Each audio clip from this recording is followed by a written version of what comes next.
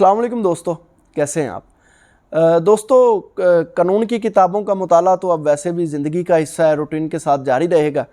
लेकिन आज मैं बात करना चाहता था कि कानून से हटकर भी कुछ किताबें जो मेरे ज़ेरे मुताला थी, सोचा कि उस बारे में आप दोस्तों से बात करूं। तो पिछले 1 माह के अंदर 2 किताबें थीं जो ज़ेरे मुताला रही हैं, तो मेरा दिल था कि उनके बारे में आप लोगों से मैं बात करूं। जो सबसे पहले जो एक नावल बिनते दाहर के नाम से, ये सफदर ज़ैदी साहब की तसनीफ़ है, बड़ा ही खूबसूरत नावल है ये। पढ़ा है, बड़ा ही मज़ा आया इसे पढ़ने का। The story of a crown princess of Sindh नाम से ज़ाहिर होता है जो राजा दाहर सिंध के जो महाराजा थे, उनकी बेटी जो राजकुमारी थी उनकी, और ये मोहम्मद बिन कासम की ये स्टोरी है। और जो इस्लाम में हजाज बिन यूसुफ का किरदार है उसको इसके अंदर बयान किया गया है। तो ये बड़ा ही यार पढ़ने वाला नावल है, आप सब दोस्तों को लाजमी इसका मुताला करना चाहिए।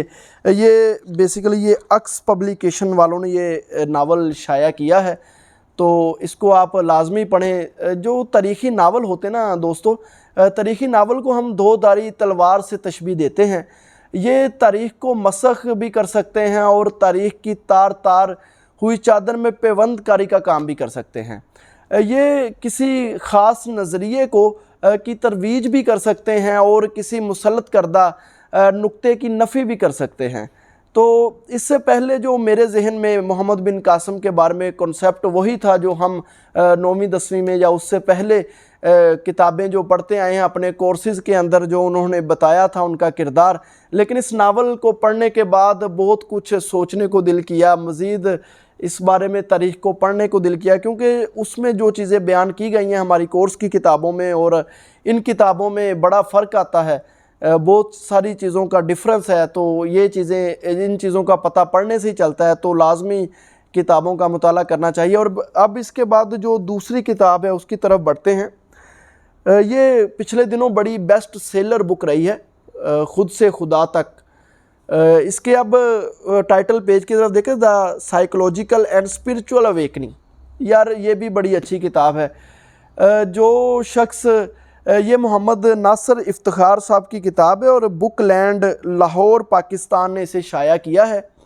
तो दोस्तों, इस किताब को पढ़ने के बाद आपके अंदर बेपनाह किस्म की तब्दीलियाँ आती हैं, बल्कि आपका एक नज़रिया ही चेंज हो जाता है। और सूफ़ीज़म के ऊपर अगर आप मुताला करना चाहते हैं, सूफ़ीज़म को पढ़ने का अगर शौक़ रखते हैं जो दोस्त, उनके लिए ये बड़ी बेहतरीन किताब है, उनको लाजमी ये पढ़नी चाहिए। और फिर जो इसके मोहम्मद नासिर इफ्तिखार साहब जो इसके राइटर हैं, वो दावा करते हैं कि इस किताब को पढ़कर आपको इल्म हासिल होगा और वो जो इल्म होगा वो आपके नज़रियात को बदलने में आपकी मदद करेगा। और बड़ा स्ट्रॉन्ग किस्म का उन्होंने दावा किया है ये, और वाकई ये बात उनकी ठीक है। इनको पढ़ने के बाद आप अपने तज़किया नफ्स की तरफ चलते हैं और खुदा की तलाश की तरफ निकलते हैं।